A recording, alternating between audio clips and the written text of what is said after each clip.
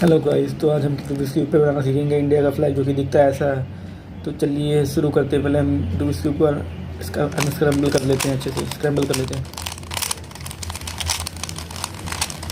तो हमने स्क्रैम्बल कर लिया, अब शुरू करते हैं बनाना।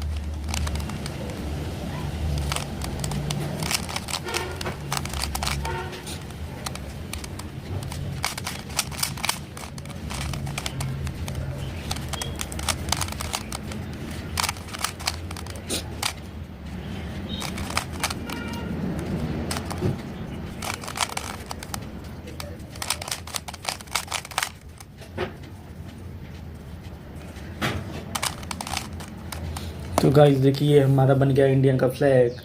लाइक एंड सब्सक्राइब कीजिए वीडियो को।